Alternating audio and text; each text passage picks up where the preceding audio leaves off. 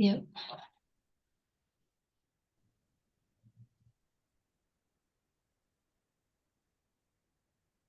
Good afternoon and welcome, everyone.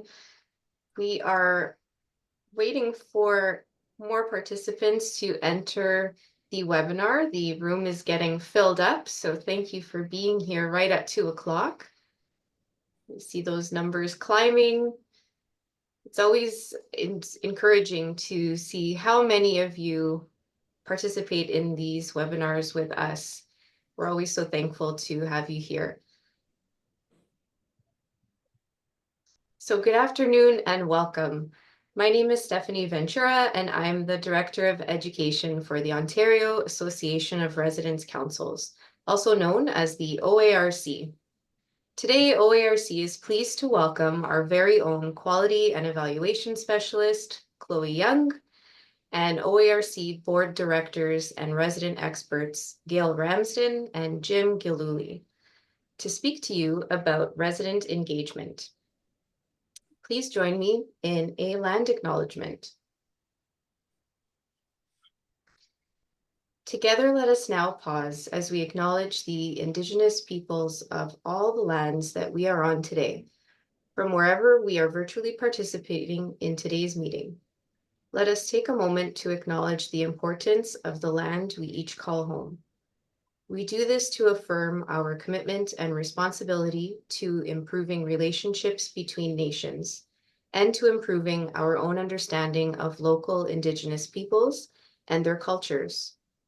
We acknowledge the ancestral and unceded territory of all the Inuit, Métis, and First Nations people who call this nation home.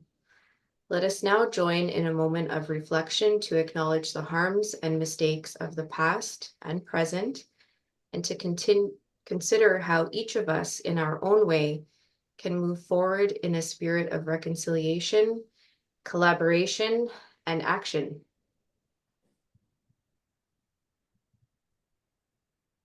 Thank you. So just before we dive into the content of this webinar, some webinar housekeeping. So as usual, our chat box is disabled to minimize distractions for our presenters, but you will see that the question and answer box is open. We will answer as many questions as possible, and there's time at the end of the presentation to get to those. This webinar is being recorded, and slides will be available after the webinar's completion. They'll be sent out to all registrants after the webinar.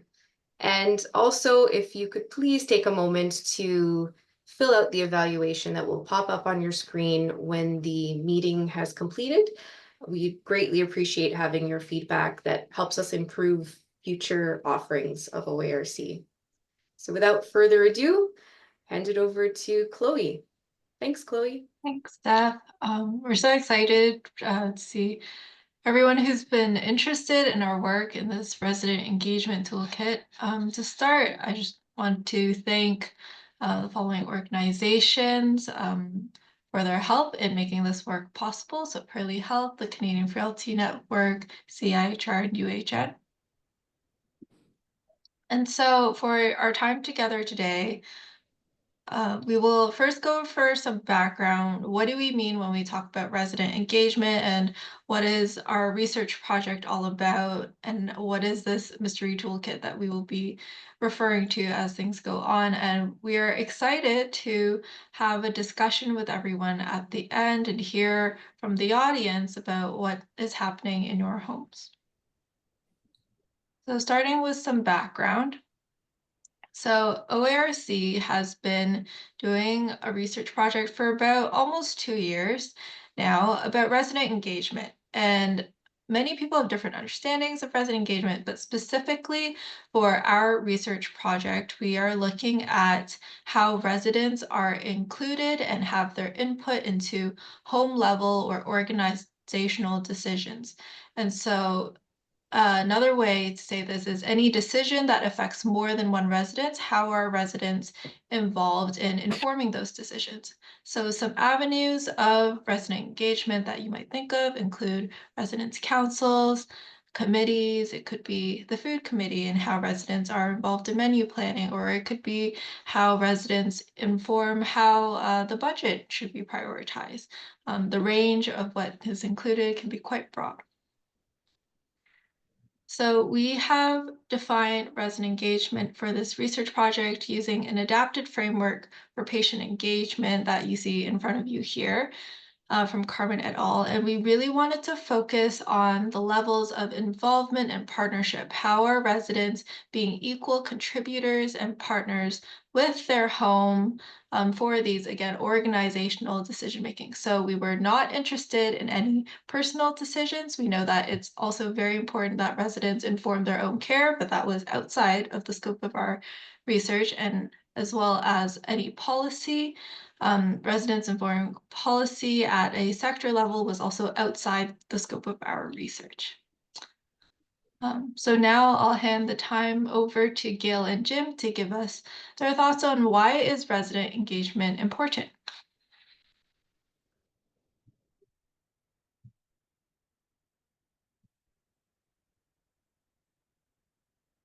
Go ahead, Gil. Sorry, I was on mute. Yes, I think that we can never understate the importance of resident engagement in defining and designing your space that you live in your long-term care home. And the challenge is, how do you go about getting that to happen? So one of the outcomes of our discussion today is going to be a description of this toolkit, which is going to give you some ideas as to how you can go about doing that. But, you know, we have the need to participate actively. It is in our own best interest. It's also, I think, incumbent upon residents who are able to speak up about these things to know that you're speaking on behalf of everyone else that is unable to speak. So the design of the home is for everyone, not just for those who can speak. What do you think, Jim? Well, I think you hit upon a key word when you key on home as a term. I live in a place that's called Sunnyside Home. And people here keep telling me that this is my home. And the name of this place is not Sunnyside Residence. Now, if I live in a place where it's my home and you tell me it's my home, I think I should be involved, and the other people in my home should be involved in making the decisions. If I were to remodel my bathroom, I would have a contractor in or a plumber, and we would discuss it. It wouldn't be, okay, I'm plumber, I'm going to do everything for you.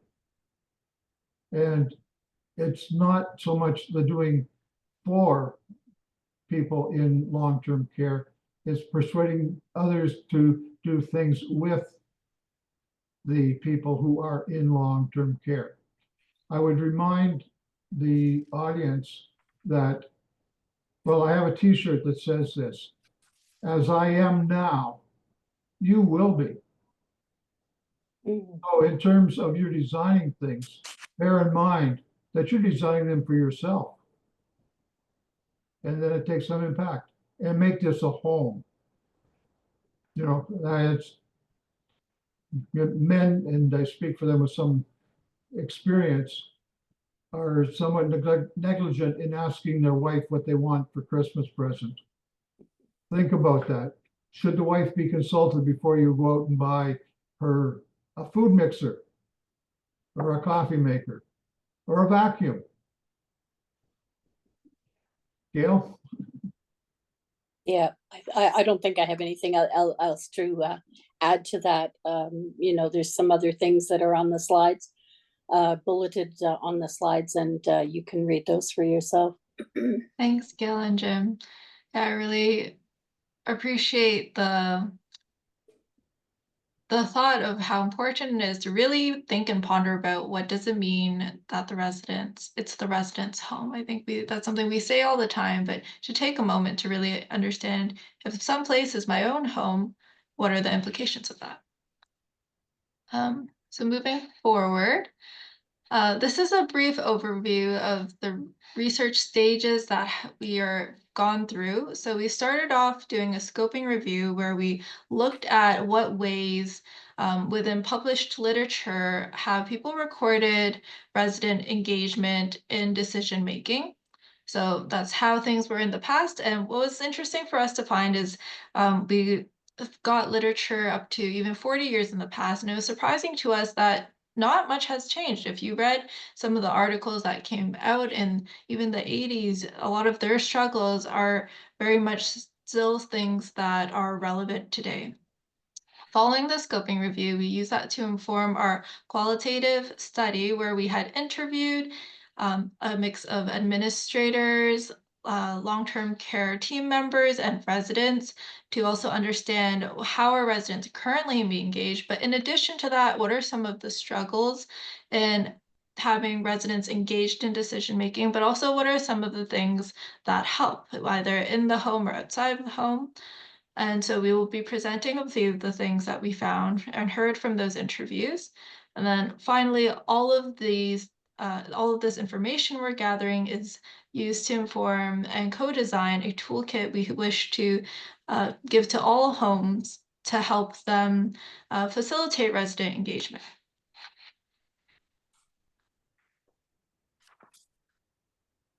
So we looked at 4 aspects of what influences resident engagement, and those 4 aspects are perspectives of the different leaders, staff, and residents, characteristics, different implementation and sustainability infrastructure, as well as external factors. So to start, these are the various perspectives that we heard back from, and what stood out to me at least, was that a lot of the leaders who interviewed with us were all very enthusiastically believe that resident engagement is very important, that the resident's perspective is important, and they value the residents. They understand the long-term care home as a resident's home. Now, for residents, of course, they also valued resident engagement, but they also shared on behalf of some of their peers that sometimes there is a fear of retaliation, maybe feeling shy, but there's also some frustrations that may occur, feelings that nothing changes anyway, or feeling disheartened. And so those are some contrasting perspectives we've heard so far. What have your experiences been, Gail and Jim? I think that we can't understate the difference between being involved in aspects of the home versus being valued contributors. That's the difference.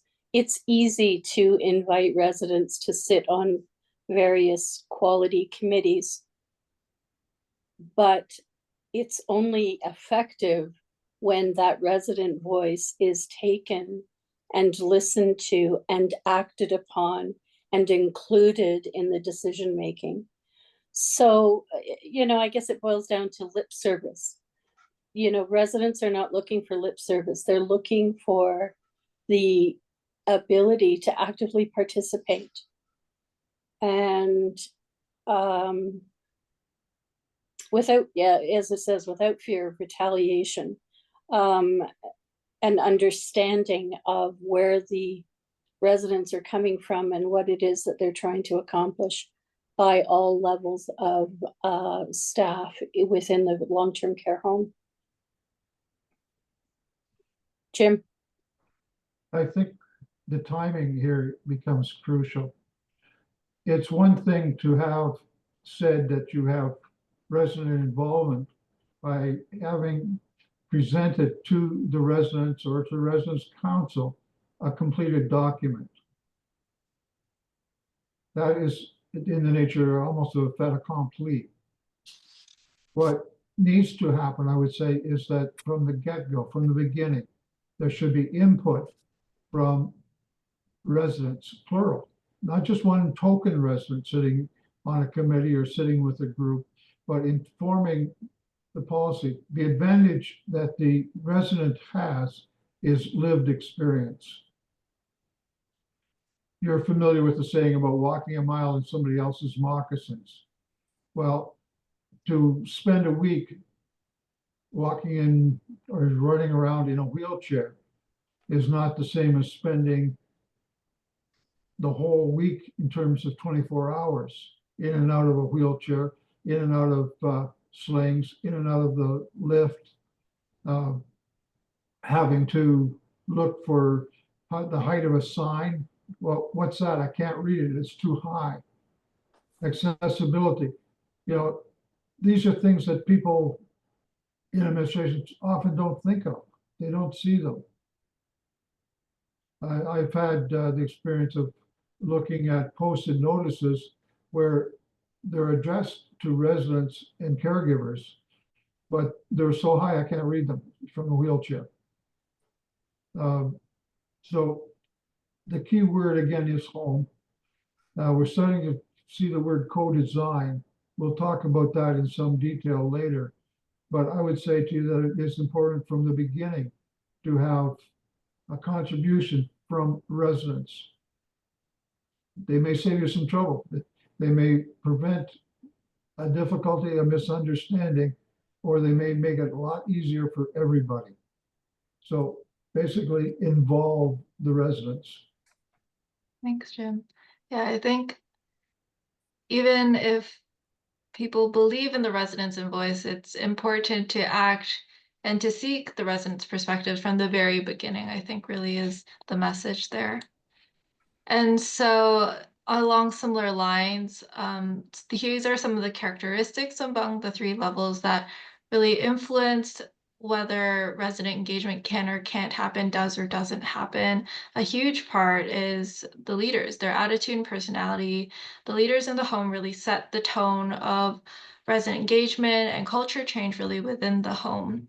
And so having leaders ask resident first before, as Jim was saying, things are already near completion of something really changes things. Asking residents open-ended questions changes the level of resident engagement and how deep and meaningful resident engagement really can be. And of course, for residents as well, they can't be all painted with one brush, right? Every resident has their own personality and background from before they came into long-term care home, and that will influence what they are interested in to participate in.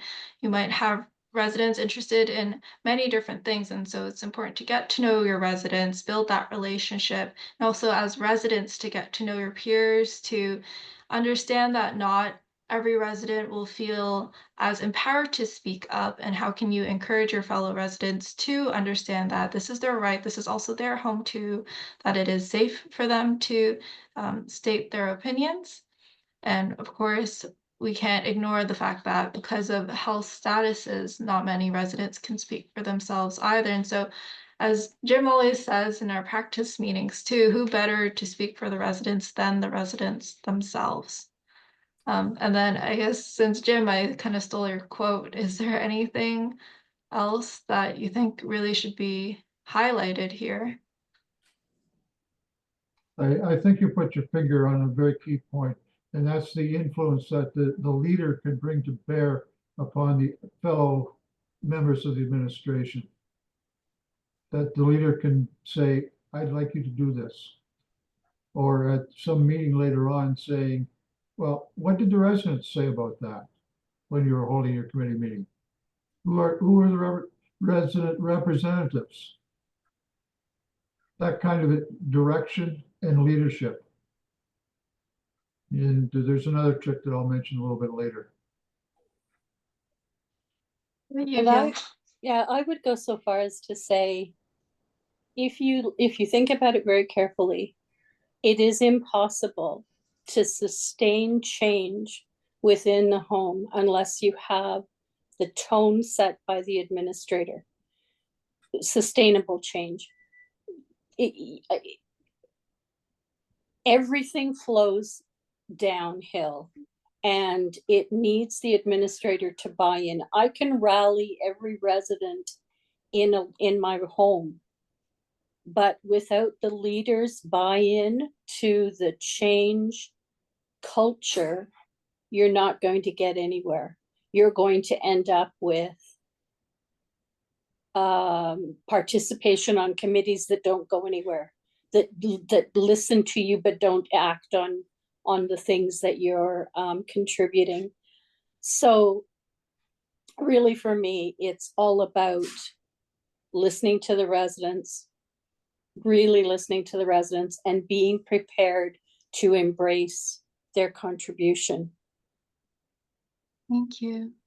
And yeah, that just reminded me, in order to listen to the residents, something that came up a lot in the interviews was how important having the leader's presence around made a difference. Just being present, being visible in the home made a huge difference in how residents perceived a leader's accessibility and approachability in order to share what they have in mind even. So next we have implementation and sustainability infrastructure. And so these are factors within the home, maybe some of the practices with the home that seem to really help the level of resident engagement that can occur. And so when you think of engaging anybody, there's different steps that involve. First is informing them, and then consulting with them, asking questions, hearing feedback, having that discussion, and then acting on what has been shared, right? And so communication practices, I think Jim had already mentioned on about how important something like even making sure information that's posted is posted in an accessible, visible manner. And of course, there's other things such as resources and training for staff. One of the things that we found was there's certain trainings that even if it does relate more to valuing resident engagement in their own care, it changes, having this training for staff changes the staff's mindset and how they approach residents in general, and seeking the residents' choice first and then seeking their opinion first. I'll let you all read the rest on your own. Gail and Jim, again, if there's anything you found in your experience that seems to really help. I think that you have to be prepared as a resident within the home, or as your resident council. You have to be prepared to continue to work on the relationship with your administrator, the relationship with the staff members. It's not going to happen overnight. It is an uphill battle. I'm not going to sugarcoat that. And that can be a challenge for a lot of people. But I think that the more we educate, the more times we do these kinds of webinars, the more opportunities we have to get out and speak to people.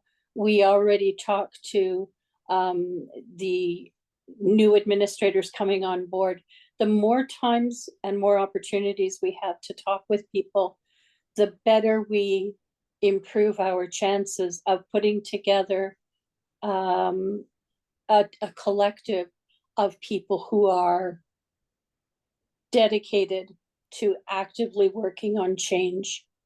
And that's only going to benefit everyone in the long run. I think what Gail is talking about is building personal relationships, getting to know the person as a person, so that when you come into the committee later on, you are somewhat of a known committee. There's an obligation there for the resident to find out as well. And it's a kind of mingling. And if you're just in the ordinary course of the day, you work on, and by accretion, you build up a relationship so that you know the person as a person. This is a person that you're talking to.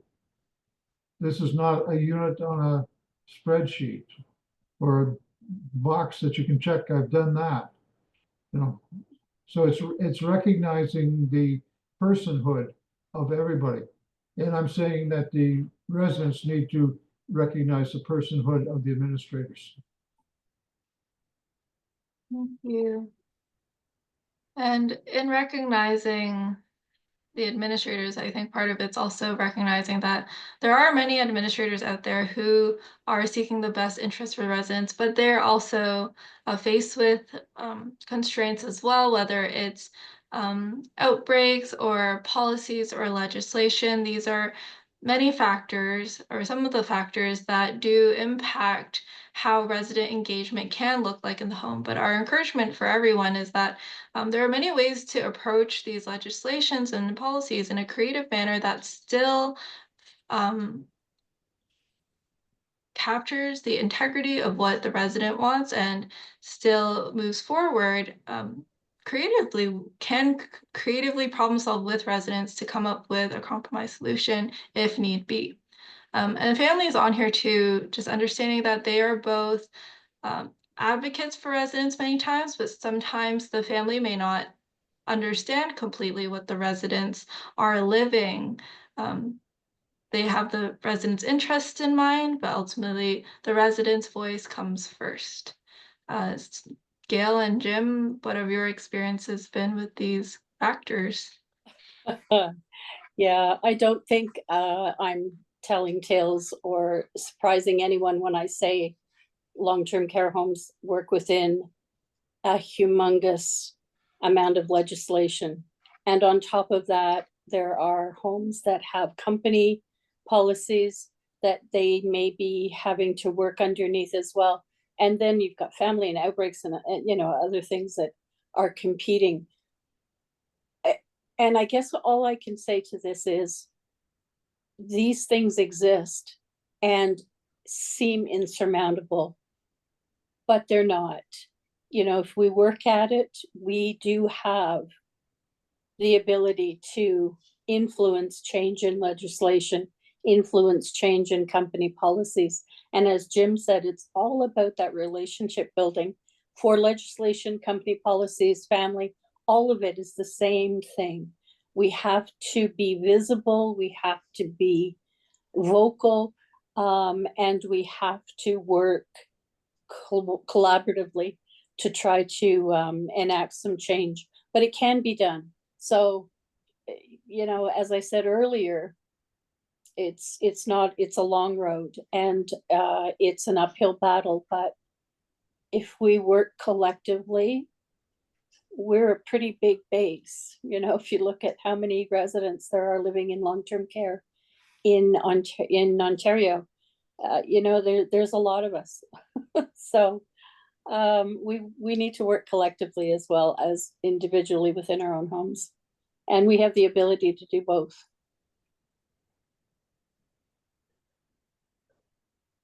Yeah.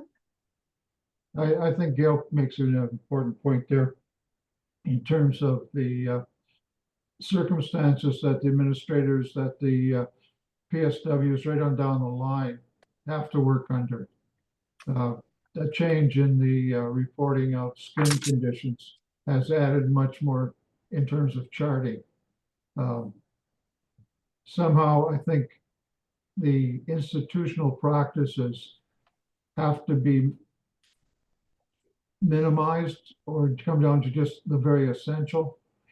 I'm not convinced that the data collection is all that necessary and vital in terms of the individual or the group of individuals in the LTC. But, regulations are strange. There's even a regulation on the size of the serving spoon in the serveries. They can't be smaller than. It's intriguing. There's so much pettiness in there. Somebody needs to reform that and make a little bit more breathing room for the people that are doing the job so that they do what's really important. And that's be a people person. Thanks, Gail and Jim.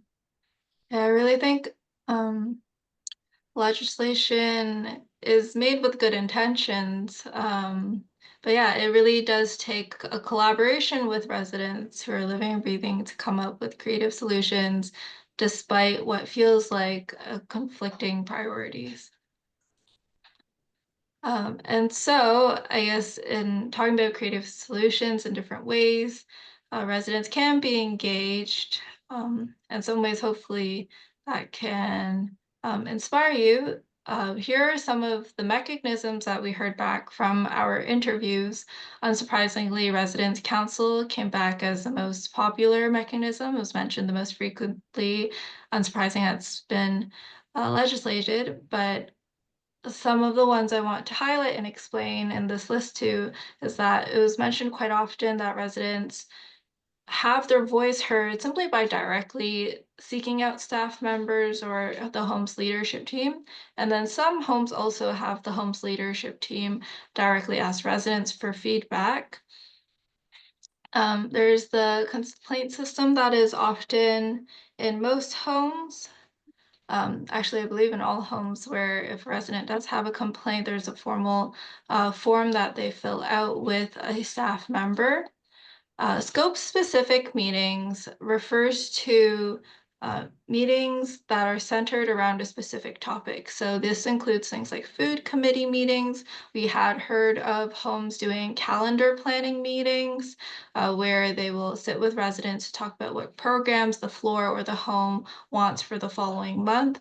It can also include quality improvement meetings. So any meetings where there is a specific topic at hand. And then one of the things that often was associated with a lot of positive outcomes was resident peer support, or at least a positive response. Resident peer support could fall into residents' councils as well. It's times when residents, for example, in a shared home leadership, would go out to their peers among the floor to ask about their feedback on a specific question or input on a certain thing in the home, and then they would bring their peers' feedback back to a meeting. And then, of course, there's also suggestions boxes and surveys that happen in the home as a way to gather residents' voices. And a question that we want to have on a poll for you all is, which of these mechanisms do you think are most effective? Whether these are mechanisms you imagine would be most effective or have experienced in your own home. So I'll ask Jen to pop up that question for everyone, and let's give everyone perhaps a minute to respond and see what everyone thinks.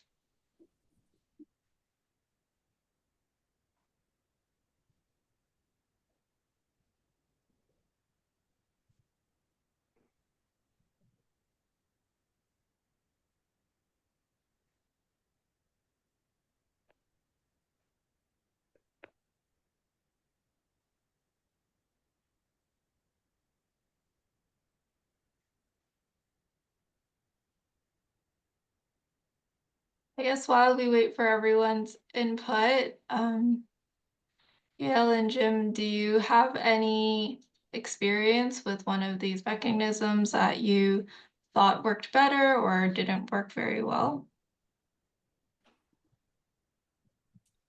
If I was going to choose one, I would vote for residents talking directly with home administrators. I think that, as we said earlier, the tone is set by the administrator, and the more open door policy that administrator has, the more visible they are on the floor, the more relationship that is being built with the residents, the better. That in my experience would be where you could expect the best results. Yeah. Your question, Chloe, is a little bit difficult. You might look at it, rather than picking one of these, which one would you discard? And I would say you shouldn't discard any of them. You should have some people working on all these aspects and reporting back and talking and consulting with one another.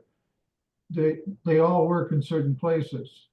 My background is education, and I get very frustrated with some of the people that bring a single-minded solution to a situation. You know, that there is only one way of teaching reading. That's absolute nonsense. Not everything works with every child at that point. You have to have a variety of approaches so that you can find one that works. And one will work partially, another one will work partially. Put them together. It's, I guess when you play golf, you can only have a number of clubs in your bag, but I think you should have more than one. You should probably have 5, 6, maybe 7, 8. I don't know. I know some golfers get fined for having too many clubs, but as many as you, these things that you can put into place, put them into place. Thank you. Yeah, that's great insight. It's so important to have a variety of ways that residents can be engaged because you're right. Every resident is different. What works for one person will not work for another person. And so it's important to have multiple avenues in place. Thank you everyone for participating in our little poll here. Yeah, it seems like Residents Council came and talked pretty close to speaking directly to a team member or home leader.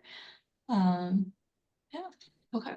And so for our next poll question would be, here are some categories where we have seen residents engaged in their home's decision making.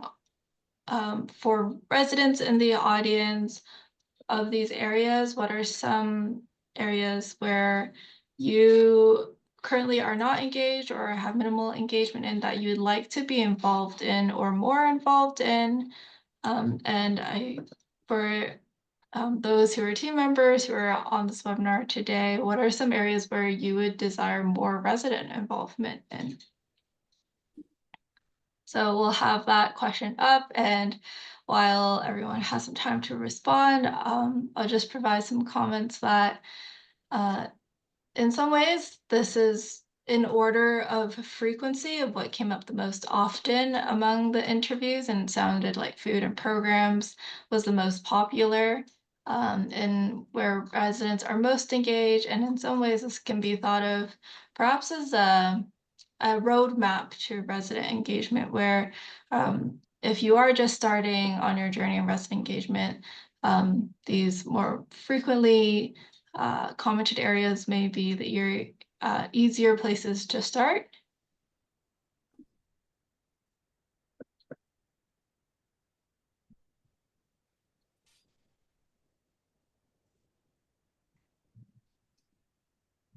Hopefully everyone's had enough time.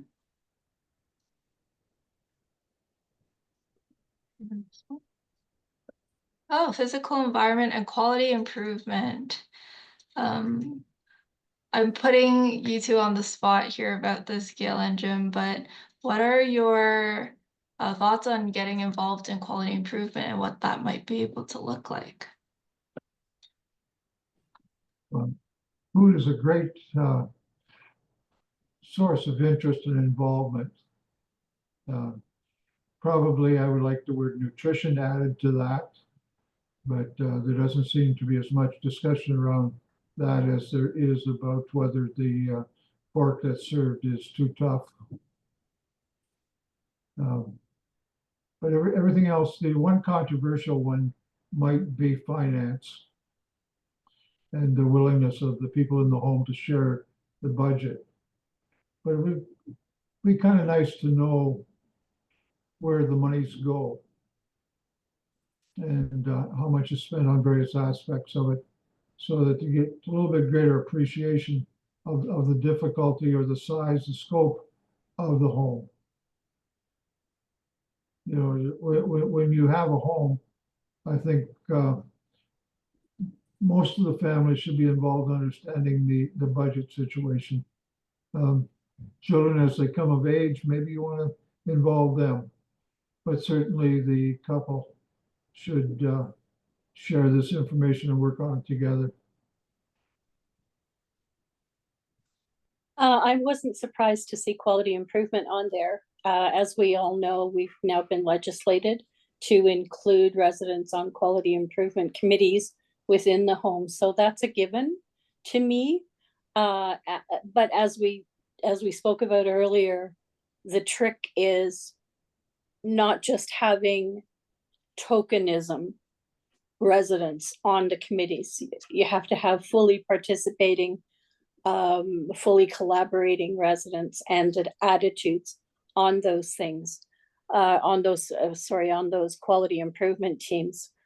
But the two things that struck me when I saw the results of the poll is human resources, HR, and physical environment. And I'm really happy to see these things on here, because I think having residents participate in human resources, things like recognition for staff, hiring committees, those kinds of things, I think that those are extremely important. And how better to have staff working, the right staff working in your home. What better chance do you have of that happening than to include residents on the actual initial hiring of those people in the first place? The other thing is physical environment. For me, that's about home design. That's about what works, as Jim said, when the signs are too high, what works in your home and what doesn't work from the perspective of living in a wheelchair. Those things are really aspects that only people who live within the walls of the long-term care home can fully appreciate. And we're the only people that can speak to it. So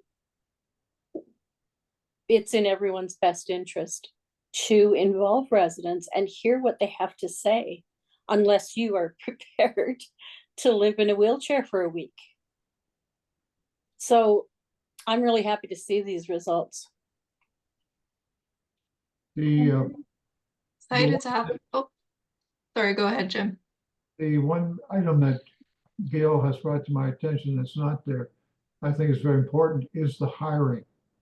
And I think this is not just taking on new RPNs or new PSWs, but if you're in a situation where you are hiring for a position of added responsibility, a viewpoint that's missing right now is that of the resident. And the resident may get a better understanding of what kind of relationship this person will have to the people component of the home. You know, is this person simpatico? Does this person value personal relationships? There's an aspect there, and you're going to want certain qualities. And so it's just another voice that might alert somebody to the strengths of a particular person, or to the faults or the weaknesses. Yeah, thanks. Thank you. And thank you everyone for responding to this poll. I think with your feedback, we'll definitely be using that input as well to inform and help guide how we will shape some of the areas of our toolkit. And so a little bit about this toolkit we keep talking about. So this is a resource that we are hoping to give administrators. We consulted with residents who determined with us that the primary audience of this toolkit should be administrators. As said above, they set the tone of the home. And so residents want to work with administrators. However, this toolkit will also be beneficial to key managers, and a copy we plan to make publicly accessible for residents, councils, and family councils as well. So they can bring it forward in their home as well.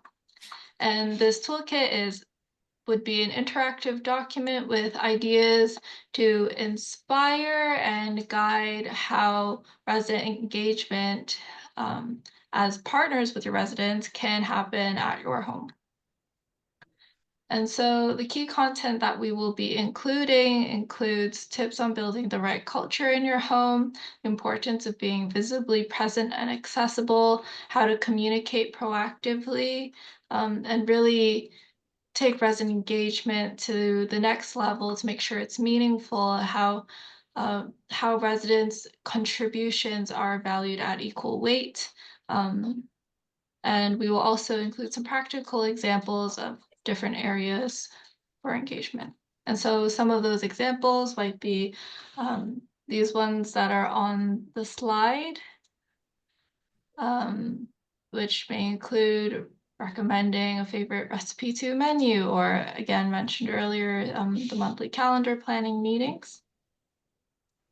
And then in human resources, it could be resident plan staff appreciation, or how residents can inform different policies that happen in the home. We've heard of residents participating in palliative care committees and so on. I think the most important thing in all of these ideas, however, is understanding that residents want to be part of the solution, want to be part of decision making. And so not just to take these ideas and try to get residents involved, but asking the residents first, what do they wish to be involved in? How do they wish to shape the place that they call home? Now, I suppose we could go into a time of open discussion.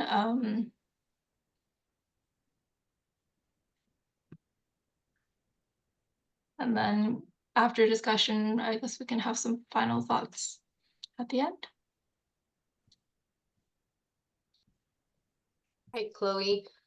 And thank you so much for the last 45 minutes for sharing everything that you've shared. Some really great insights. One thing that really stood out to me was the importance of relationships and getting to know one another, getting to know each other as residents, getting to know your administrator, administrators getting to know the residents, and seeing the personhood of each individual, not painting everyone with the same brush. That was really insightful, and thank you for sharing that. I've been keeping an eye on the chat, the question and answer box, and wanted to share with you that we do have several groups of residents in various homes watching this webinar today. One group is at Carlton Lodge, and they would like to share some of their thoughts that they weren't able to capture through the poll. The poll was a little bit quick for some of our audience members. So I appreciate that Marcia shared in the question and answer. The group at Carlton Lodge would like to help with hiring and human resources. So that's a big thing at this home, and also information about finances. How is the money spent in the home? Thank you for sharing those comments, Carlton Lodge. We also have a group at the Centre d'Accueil Roger Seguin, and they are together. Monica has been trying to translate the questions through the poll into French for the group there. And I was thinking maybe, Chloe, if it would be possible that we send out the poll questions as separate attachments so that at the homes you can use those questions and find out what your results would be at your home. You could have a discussion group or bring them to your residence council and ask the group there what areas of engagement the residents at your home would be interested in learning more about.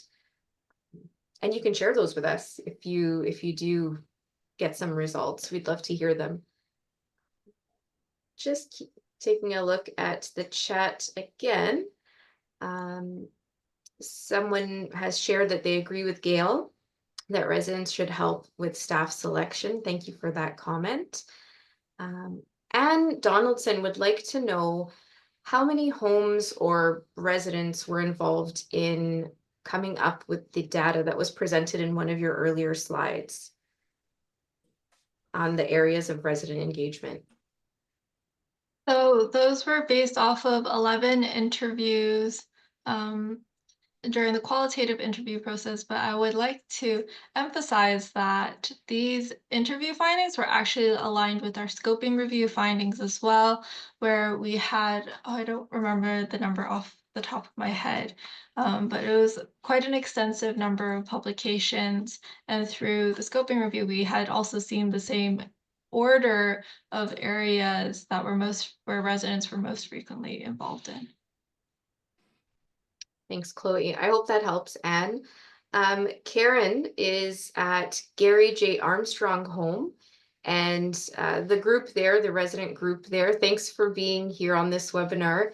Also, didn't have a lot of time to go through the poll questions, so I hope you will take advantage of the attachments that go out with the questions. And oh, thank you so much. They've shared that they felt this has been a great webinar. Thanks, Gary J. Armstrong. Thank you. Stephanie, if I could just address one of the questions that's in the Q&A box as well. And that was about involving family council. And I just wanted to say, I think that if you have a strong family council and you have an incumbent resident council, if you can work together collaboratively, you're going to make an even stronger team working together for a common goal. What I would caution you is that sometimes family council's focus is at the individual level. So, you know, my mom is having a problem with this, or on my mother's unit or on my father's unit, such and such happens. Sometimes family councils get bogged down in the one-ofs and not looking at the whole body of residents, which is what resident council looks at, of course, is for looking at all residents at the same time. So I think absolutely work towards a working relationship with family councils if you're able to. That's the strongest unit you're going to have. Thanks. Thank you, Gail. It doesn't seem like there's anything else in the question and answer. We'll keep looking at it for the next couple of minutes. But Chloe, did you have any closing thoughts or anything else you'd like to share? Well, we do have one final slide, which I would like to hand to Gail and Jim to finish us off. Wow, what can we say that hasn't been said already? So much and so little. I think, you know, in the center of the slide, it says ask residents first. We used to call this one ask a resident. And then we came to the realization that simply asking a resident wasn't the answer. It wasn't the whole solution. Asking a resident first was the solution. And that means involving residents at the front end. If your home is deciding on where you're going to spend next year's budget, include the residents in that discussion. Ask a resident first before you decide to spend the money over there, because maybe the resident's opinion is, you know, that's not really what's important to us. What's important to us is over here. So yeah, I can't stress that enough. Go to the residents, take advantage of their interest in designing a space that they will be happy in, a space that they are happy and proud to call home. It's so simple and yet so complex, but it can be done. Jim, any thoughts? Yeah, a little bit different idea on how you might approach the building of a relationship. I was fortunate that the first two men that I worked for, one in a factory setting, the other in a secondary school. The first guy had a small factory, and it was touch and go for him to get things done. He pieced together all kinds of things. He was into creating sporting equipment, baseball bats, hockey sticks. That branched out eventually to croquet sets and pool tables. But he also had a contract to do things with Tinker Toy, and he was a parts distributor for an assemblyman for Chrysler Canada. So he was living sort of hand to mouth and getting one project, another project. But every day he came in and he practiced something that I came to learn later on, was managing by walking around. He knew everybody in his factory. He knew all the different things that people were doing. He supported them, he encouraged them, he greeted them first thing in the morning, indicating to them, hey, I'm glad you're here. I really need you. The second guy was ex-Navy, and he wandered the halls. He got out of his office. He didn't stay in his office. Other people could take care of the office work. His feeling was basically if there was a problem, he'd rather meet it out on the floor and in the setting and see background to it than wait till to come to him where it had been blown up to a larger scale. So I picked up a fair bit from those two guys. I wandered the halls. Other people could do things. And I found out later, as I said, it was sort of aggrandized into management by walking around, which is a very decent idea in the long run. Those were very formative experiences. Thank you, Jim. I think it was you who said that having residents involved from the beginning might save you some trouble down the line. And something residents bring is lived experience, which you won't get from anywhere else, any of the other members of the interdisciplinary team. You really do need residents for the lived experience. So thank you so much. We truly appreciate the depth of knowledge and experience that you've brought to this session. And I hope that our viewers today can come away from this session with some ideas and some inspiration, and looking forward to our toolkit, our resident engagement toolkit that will be arriving shortly. Thank you so much. Please take a couple of moments to fill out the evaluation for this webinar, and we look forward to connecting with you again. Thanks, Chloe. Thanks, Gail. And thank you, Jim. Bye, everyone.